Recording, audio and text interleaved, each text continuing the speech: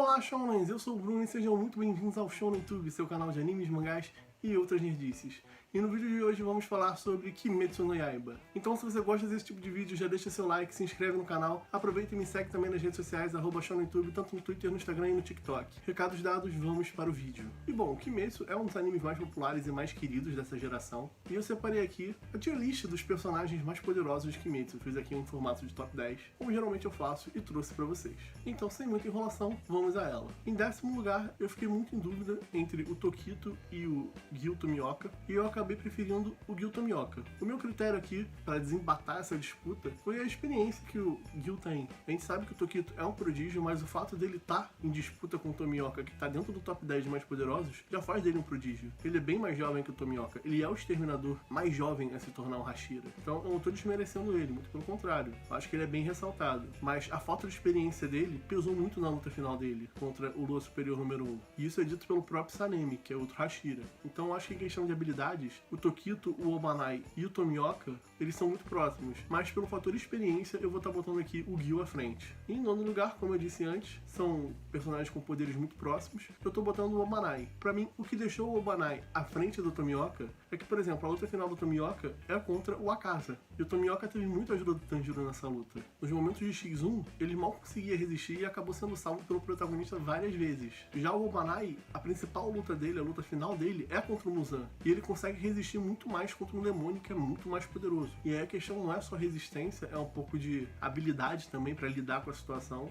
Então, apesar dele ter recebido também a ajuda do Tanjiro em alguns momentos, então eu vou botar aqui o Obanai um pouquinho acima do Tomioka em nono lugar. Em 8º lugar, eu botei o Sanemi, o Pilar do Vento. Ele é um Hashira bastante experiente, bastante forte, assim como os outros dois, eu acabei não citando, mas ele tem a marca do caçador, ele tem a lâmina vermelha, ele conseguiu resistir ao Lua Superior número 1, não só resistir como foi um dos poucos que sobreviveu a todas essas batalhas no arco final, e é meio consenso na comunidade que ele é o segundo exterminador mais forte. Então ele tá aqui acima dos demais, abaixo apenas do 7º colocado, que é o Himejima, que é o pilar mais poderoso, o pilar da pedra. Ele é tão absurdo que antes dele se tornar um exterminador, ele foi capaz de derrotar um demônio no soco. O próprio Kokushibou, que é o Lua Superior número 1, fala que a capacidade do Himejima é similar à de um demônio, por ele ser muito rápido, muito forte e ter um potencial de recuperação e evolução muito grande. Então, por esses feitos, eu coloco ele aqui em 7º lugar. Em 6º lugar, eu vou botar aqui o Lua Superior número 3, o Akaza. Eu acho que ele é o Lua Superior favorito da maioria, muita gente gosta do Akaza, gosta da história dele. Eu não sou tão fã assim, mas eu considero ele um personagem bem interessante. Ele tem um estilo de luta bem diferente, ele tem um mundo transparente, que é uma das técnicas mais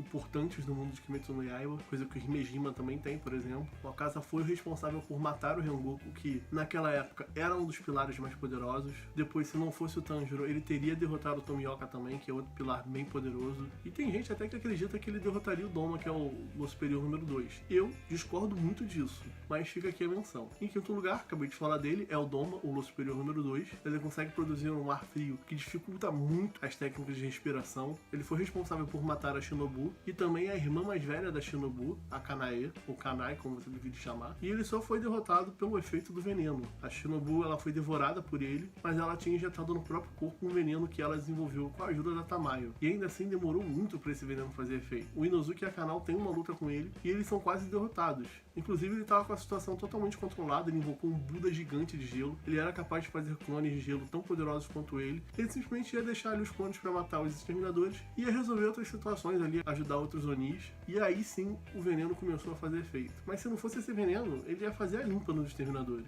Então fica aqui na nossa 5ª colocação. Em 4º lugar, o Lua Superior número 1, Kokushibou. Ele é irmão do Yorichi, que é o pesadelo do Muzan, né? É aquele exterminador que o Muzan tem pesadelos, que a gente vê nas memórias celular dele. Então ele é um Oni que tem técnicas de respiração e ainda usa o mundo transparente. Ele é um personagem totalmente absurdo e como ele viveu aí centenas de anos, ele pôde desenvolver várias técnicas de respiração. Ele é usuário da respiração da lua, é uma criação dele, e precisou de 3 pilares para derrotar ele, mais a ajuda do Genya, ou seja, precisou o Tokito, precisou o Sanemi, precisou o Himejima e precisou o Genya. Sendo que no X1 o Tokito foi rapidamente derrotado, depois ele ainda consegue se recuperar um pouco, isso é importante na finalização respiração dele. O Genya também é morto, o Himejima fica gravemente ferido, morrendo depois, e o Sanemi também tem alguns ferimentos, se eu não me engano ele perde alguns dedos. Ou seja, o cara é um monstro. E detalhe, assim como o Akaza, eu acabei não citando porque eu prefiro comentar junto, eles foram demônios que perderam porque eles decidiram perder. Porque quando eles tiveram seus pescoços cortados, eles conseguiram superar essa morte, eles conseguiam regenerar a própria cabeça. Mas o Akaza, ele decidiu morrer, ele se arrepende do que ele fez, ele lembra da vida humana dele, então ele decide morrer de vez, né? E o Kokushibou, ele se arrepende do que ele se tornou, né? Ele lembra do irmão dele, ele ainda tinha um lado humano no fundo do coração dele. Então, quando ele percebe que ele se tornou, ele simplesmente desiste de se regenerar e acaba morrendo. Em terceiro lugar, Muzan, um monstro. A gente viu que mesmo muitos personagens lutando juntos não foram capazes de derrotar o Muzan. Teve ali o Obanai, o Tanjiro, o Zenitsu, o Inozuki, o Himejima, Sanemi, Tomioka, a Mitsuri. Todo mundo em algum momento tentou fazer alguma coisa contra o Muzan, sendo que o Muzan já estava bem nerfado, ele estava sob efeito de 3 venenos diferentes da Tamayo, que estavam limitando bastante as habilidades dele, e ainda assim não conseguiram derrotar ele. O que fez o Muzan perder a luta foi o sol. Simplesmente amanheceu, ele não conseguiu fugir a tempo e acabou derrotado, queimado no sol. Então, se essa versão dele, enfraquecida, já estava eliminando praticamente todos os exterminadores sozinho, imagina se ele tivesse com força total. O cara era extremamente absurdo.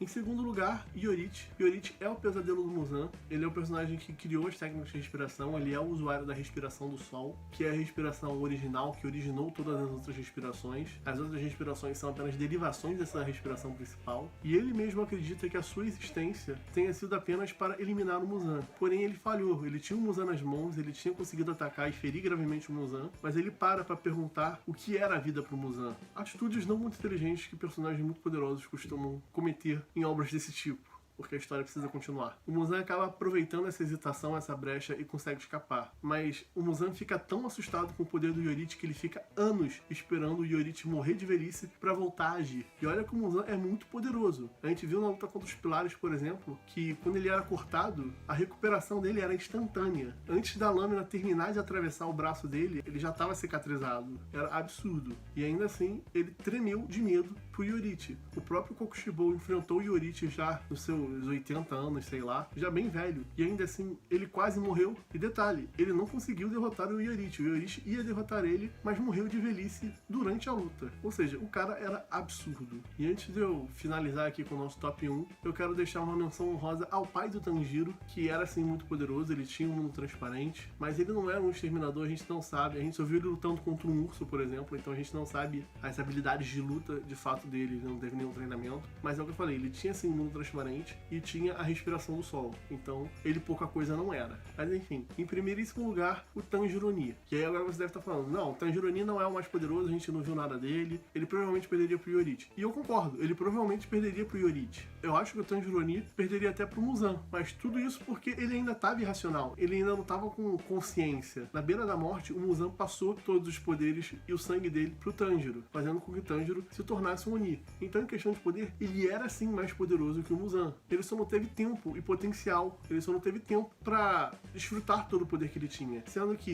que ele conseguiu conquistar o sol, já era de dia e ainda assim ele, como Oni, continuou vivo. Ele era usuário da respiração do sol, tinha mundo transparente, ou seja, ele tinha potencial pra superar até mesmo o Iorichi. Então, pelo potencial, ele tá aqui. Mas se ele tivesse que lutar, tipo, aquele Tanjiro Oni que a gente viu contra o Iorichi, pra mim o Iorichi ganharia, entendeu? Então fica aqui mais essa questão do potencial. Então, galera, o vídeo de hoje foi esse. Eu espero que vocês tenham gostado, espero que vocês tenham entendido. Comenta aí se você não concorda com alguma coisa, pode fazer o top 10 de vocês. Deixa seu like, compartilha com os amigos. Se você quiser apoiar de outras formas, eu tô deixando aqui embaixo o link do Apoia-se. Tem também outros links de cursos para você aprender a desenhar seus personagens favoritos, criar sua própria história, criar seus jogos. É uma forma de você apoiar o canal e o canal apoiar você também. Tem também aqui o link da nossa lojinha. É uma parceria com a Magazine Luiza. Tem uma infinidade de produtos, promoção todo dia. Então, se você já está pensando em comprar alguma coisa, dá uma olhada lá, que de repente o nosso preço está mais em conta.